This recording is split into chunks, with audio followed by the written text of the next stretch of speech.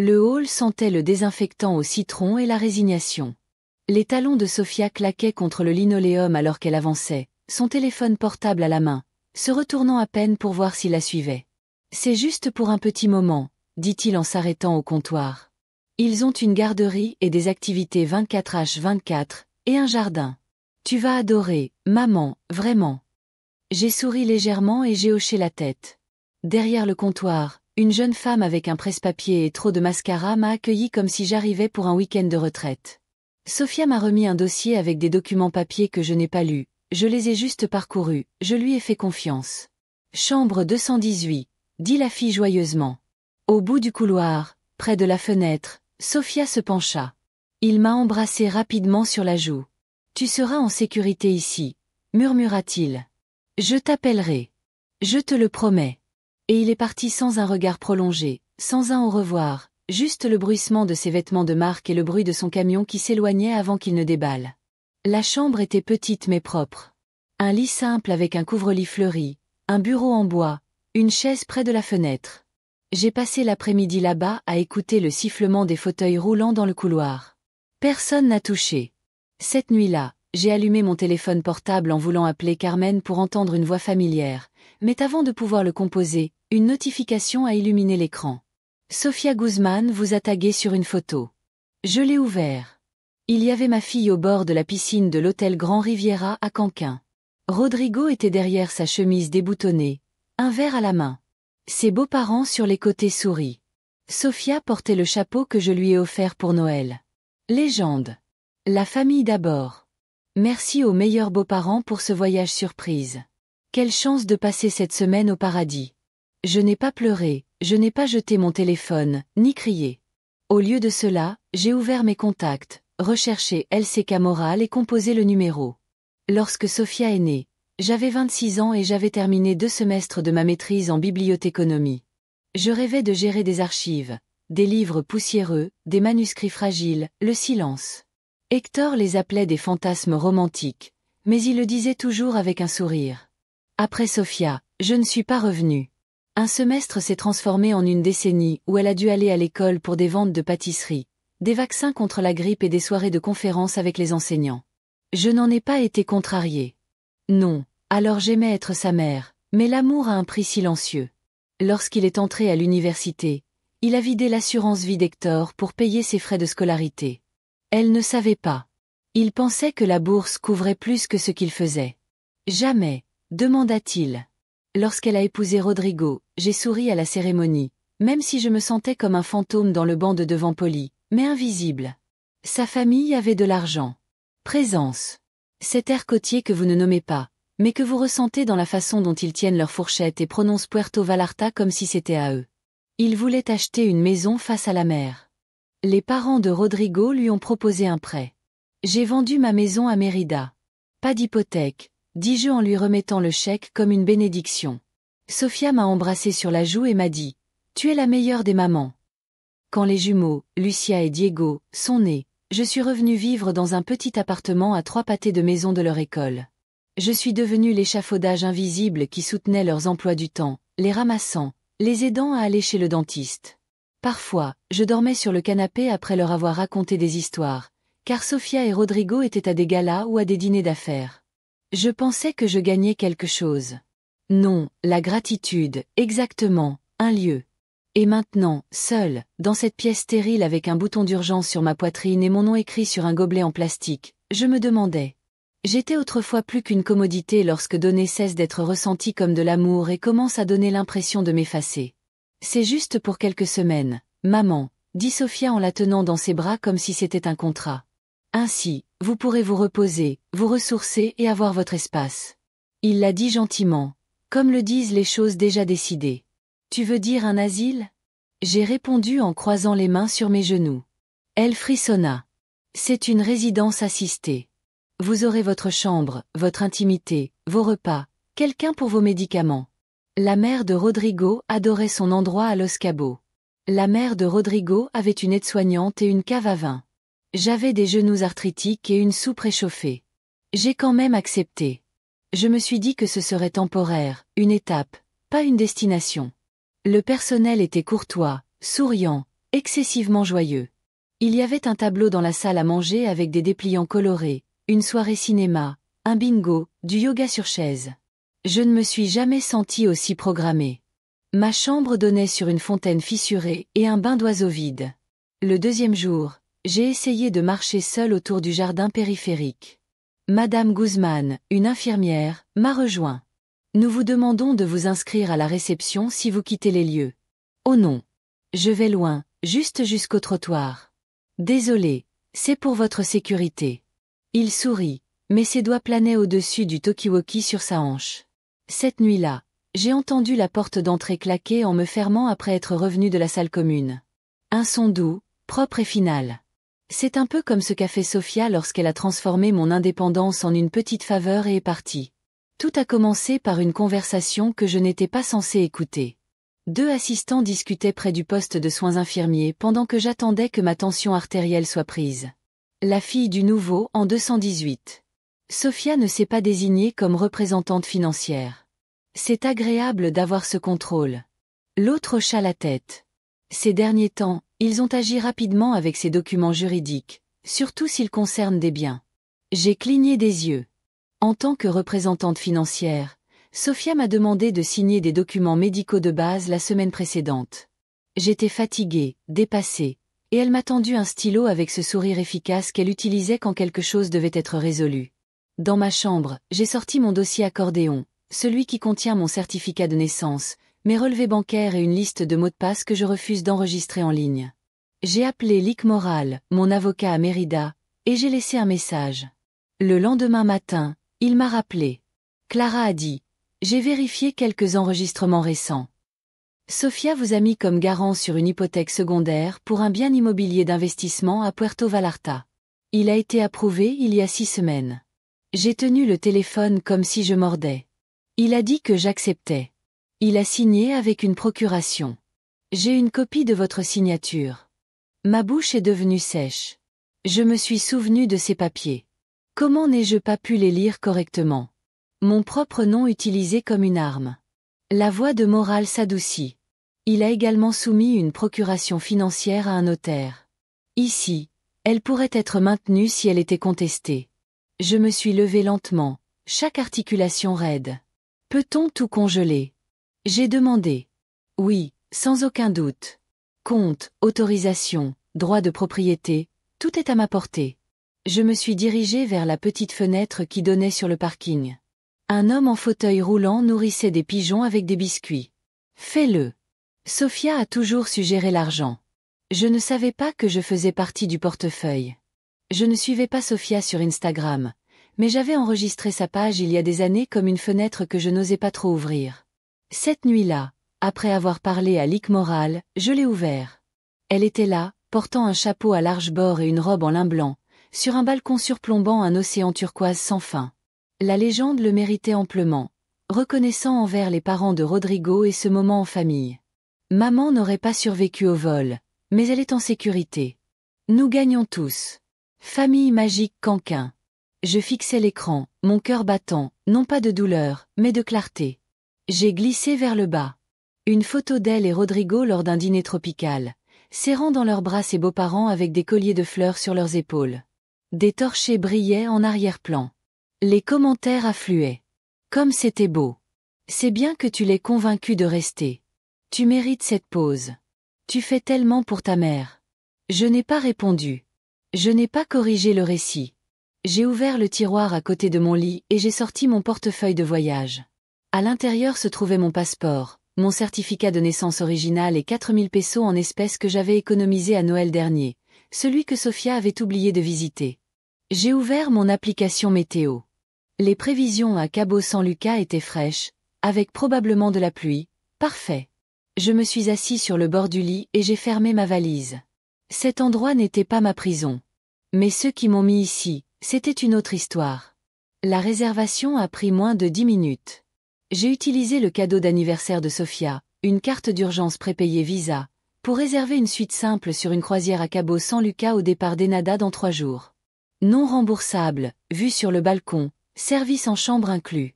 Je n'avais pas l'impression de dépenser de l'argent, je reprenais juste mon souffle.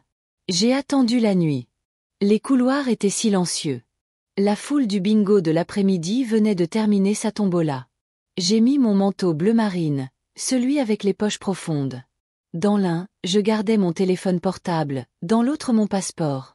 Carmen, une infirmière avec laquelle je me suis lié d'amitié grâce à la croix et au grammat et à notre mépris commun pour le flanc, m'a trouvé à la porte latérale.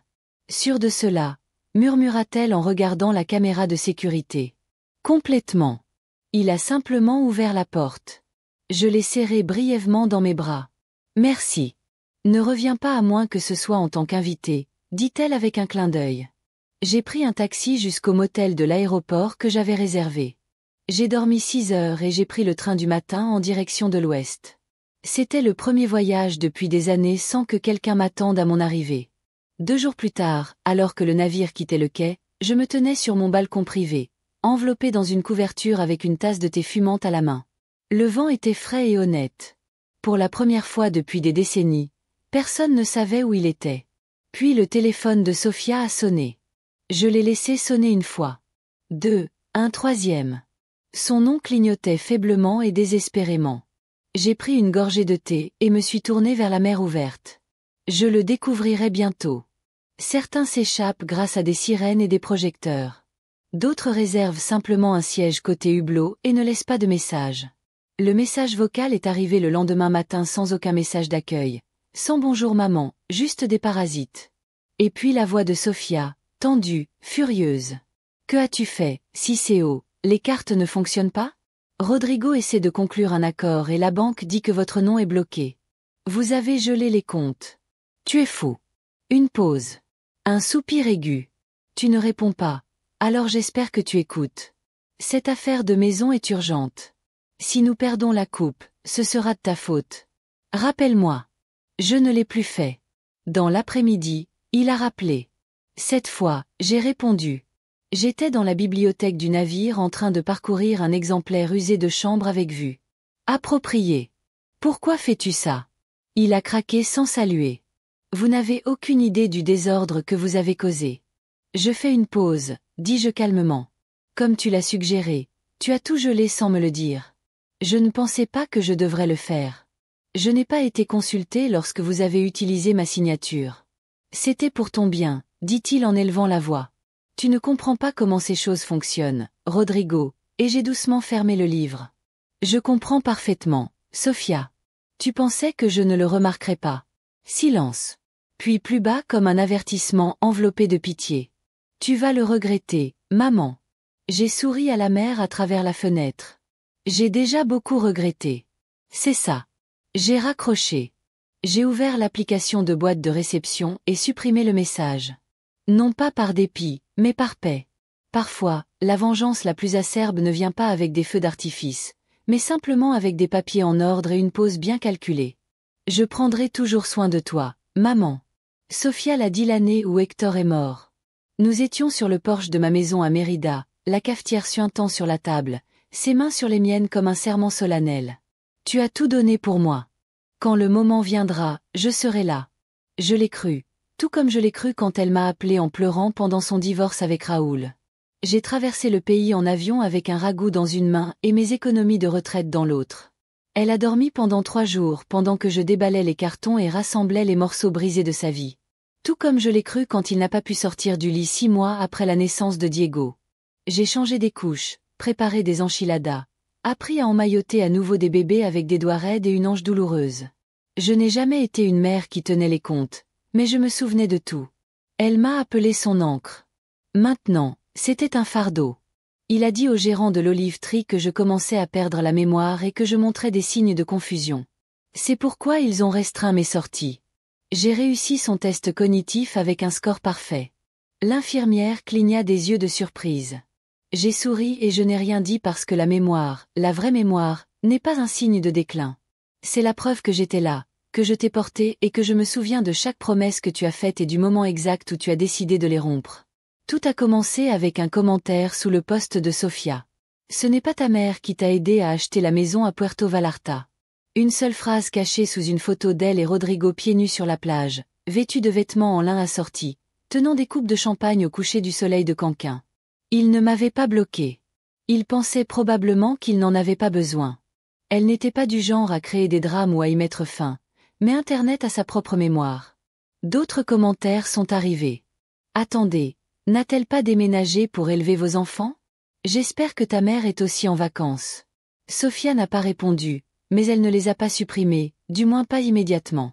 C'était leur erreur. Mon âme malade a vu le message. Elle était toujours observatrice, vive. Je vivais encore à Guadalajara et travaillais pour une ONG de logement. Nous ne nous étions pas parlé depuis des mois, mais il m'a envoyé un SMS. Il s'agit de toi. Je n'ai pas répondu. Ce n'était pas nécessaire. 2 jours plus tard, il écrivit à nouveau. Partagez votre histoire de manière anonyme.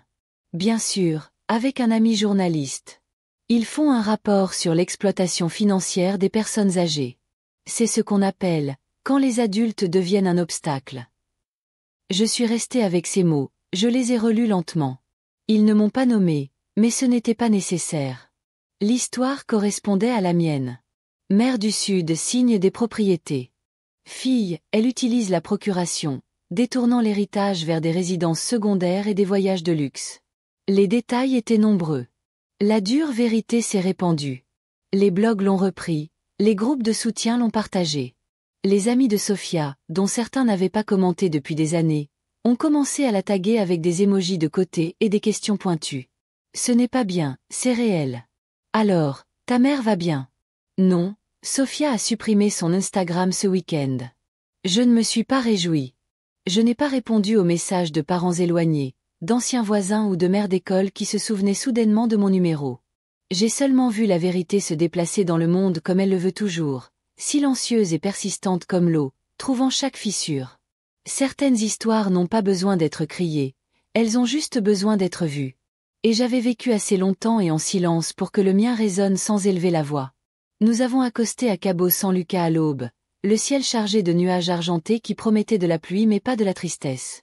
La corne du navire laissa échapper un faible gémissement et je me tenais sur le balcon, regardant le rivage s'approcher comme un vieux souvenir, familier dans sa forme, mais lointain dans son sentiment. Dans le village, le bureau du notaire se trouvait au-dessus d'un magasin de fleurs, l'odeur de pin et d'hibiscus s'élevant par les ouvertures du sol. La réceptionniste, comme un gros pull, m'a offert un café léger. Je l'ai rejeté. J'ai appris certaines choses. Il vaut mieux ne pas les toucher. Le notaire LCK Vargas était plus jeune que prévu, rasé de près, calme, efficace. Il n'a posé aucune question lorsque j'ai glissé la copie de mon testament sur la table. Je veux le modifier, dis-je. Il hocha la tête, ouvrit un nouveau document et retira le capuchon de son stylo. Ok, commençons par votre exécuteur testamentaire. Et donc nous avons tout réécrit. Sophia éliminée.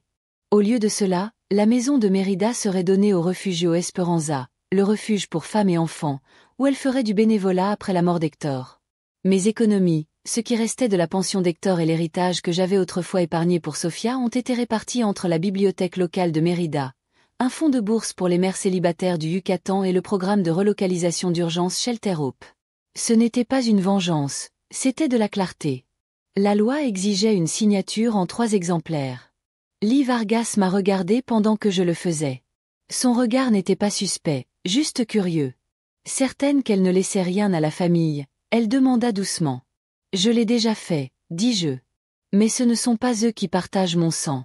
Il hocha lentement la tête et apposa le seau. Cet après-midi, j'ai transféré la compte pour une petite maison peinte en bleu à Mazinte, Oaxaca. 2 chambres, toit en pente, cheminée intacte. Il y avait un porche enveloppant et les débuts d'un potager que quelqu'un aimait et laissait pousser à l'état sauvage.